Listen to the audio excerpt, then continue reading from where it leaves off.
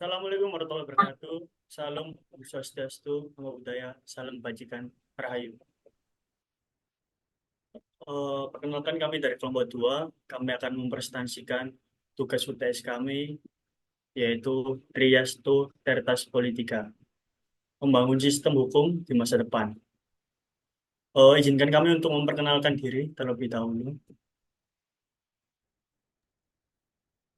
Perkenalkan, saya Rangga Setia Permadi, NIM 13121000230 dari kelas R.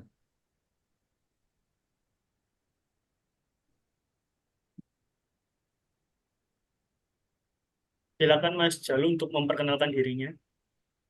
Perkenalkan, nama saya Jalu Suprasetyo dengan NIM 13122000334 dari kelas R. Selanjutnya, perkenalkan nama saya Dinda Sartati, NIM 13122000156 dari kelas R. Perkenalkan, nama saya M. Rizky Andrian dengan NIM 13123056 dari kelas R. Perkenalkan, nama saya Muhammad Aris Asrabi dengan NIM 1312-3016 dari kelas R. Perkenalkan, nama saya Yuka Laudia dengan NIM 13123000260. Untuk yang pertama, timeline, yaitu implementasi hukum berbasis komputer. Yang kedua, hukum generasi keempat. Dan yang ketiga, keseimbangan kekuasaan. Dan keempat, menuju Tertas Politika. Dan yang terakhir, kelima, menciptakan pengawasan yang ketat. Oke, yang pertama akan dijelaskan dengan Mas Rangga. Persilakan. 1. Implementasi hukum berbasis komputer. Di era modern ini, banyak terjadi pergeseran besar dalam cara pemerintah mengelola dan melaksanakan kebijakan mereka.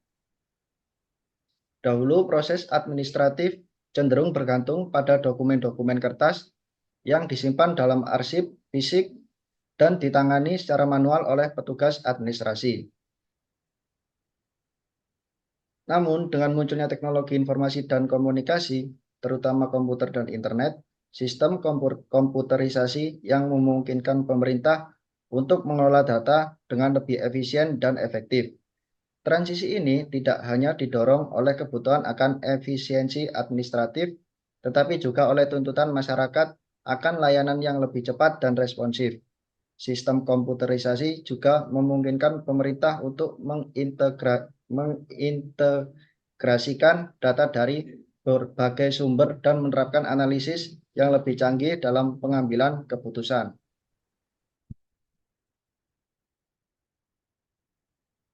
Yang dua, bisa dibantu untuk menjelaskan Mas Aris. Baik, Mas Rizky. Contoh penerapan teknologi dalam sistem peradilan. 1.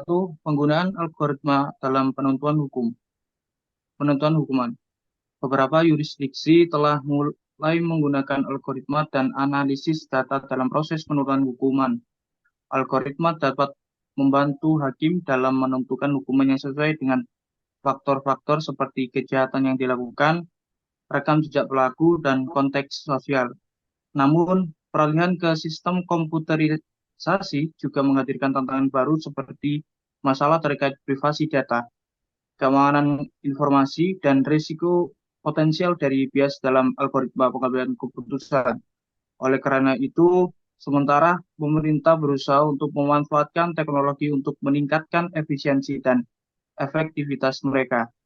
Mereka juga harus memastikan kekuasaan teknologi tersebut digunakan dengan bijaksana dan sesuai nilai hukum yang mendasari.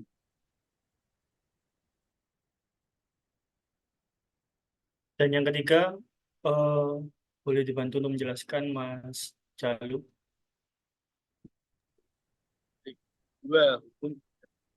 Penerapan sistem komputerisasi dalam dunia legislatif telah membawa dampak yang signifikan pada perubahan hukum secara masif. Beberapa negara telah merevisi kebijakan hukum mereka untuk mengakomodasi tantangan dan peluang yang dihadapi dalam era digital. Ini mencakup pembaruan undang-undang tentang privasi data, keamanan informasi, dan perlindungan hak kekayaan intelektual dalam konteks teknologi informasi dan komunikasi. Dengan adanya teknologi yang memfasilitasi proses legislatif, banyak negara mengalami perubahan dalam volume dan kecepatan produksi undang-undang. Dengan produksi undang-undang yang lebih cepat dan volume yang lebih besar, hukum dapat menjadi lebih kompleks, meskipun tujuan utama dari digitalisasi adalah meningkatkan efisiensi dan responsivitas. Jumlah undang-undang yang cepat diproduksi dapat menghasilkan peraturan yang rumit dan sulit dipahami bagi masyarakat umum. Masyarakat mungkin membutuhkan waktu untuk memahami dan mengimplementasikan perubahan hukum baru yang dihasilkan oleh sistem komputerisasi. Tidak menutup kemungkinan juga bahwa penegak hukum mengalami kesulitan dalam memahami dan menindaklanjuti pelanggaran hukum yang terkait dengan undang-undang yang baru diterapkan. Untuk yang ketiga ya, keseimbangan kekuasaan terganggu. Hukum digital akan menghasilkan perubahan mendasar dalam cara negara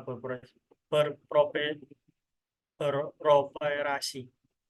Perbedaannya yang dibuat oleh hukum generasi keempat adalah bahwa tidak ada hanya yang cocok untuk distribusi dalam skala besar, tetapi juga menjadi alat untuk memprogram pengambilan keputusan dalam kasus yang sangat individual. Dengan cara ini, kekuasaan diskresioner pengambilan keputusan manusia biar berkurang hampir menjadi nol. Padahal sistem ini tidak dapat mengganti fakta-fakta relevan dari sebuah kasus. Mereka tidak dapat berkomunikasi secara lisan dengan pihak yang terlibat, dan mereka tidak memiliki rasa logika ataupun empati terhadap manusia.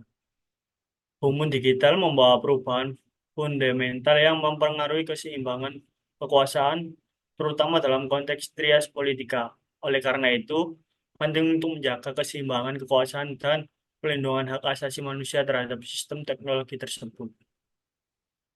Dan yang keempat, boleh dijelaskan, Kak Dinda?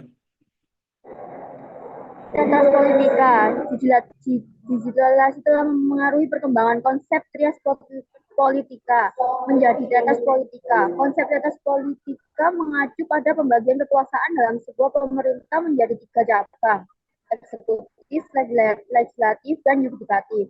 Namun, dalam konsep tetras politika terdapat tambahan 1 cabang lagi, yaitu media teknologi atau pers.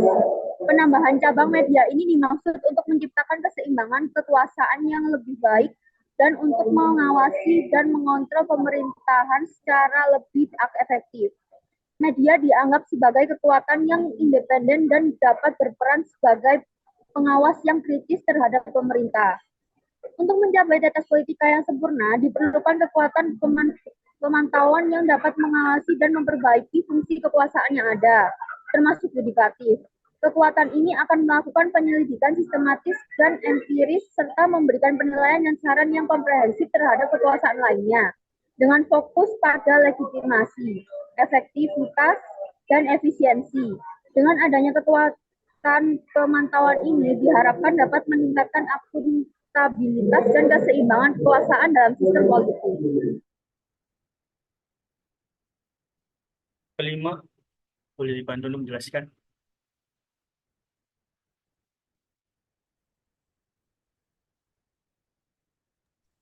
Yang kelima, menciptakan pengawasan ketat. Penciptaan pengawasan ketat merupakan langkah krusial untuk menjaga integritas sistem hukum. Pengawasan yang ketat dapat berfungsi sebagai penjaga terhadap penyalahgunaan kekuasaan oleh institusi yang ada, seperti pemerintah dan birokrasi. Dengan memiliki kewenangan yang lebih besar dan independensi yang diperkuat, lembaga-lembaga pengawasan seperti Ombudsman dan Kantor Audit Nasional dapat memastikan bahwa keputusan dan tindakan yang diambil oleh kekuasaan lainnya berada dalam batas hukum dan etika yang diharapkan.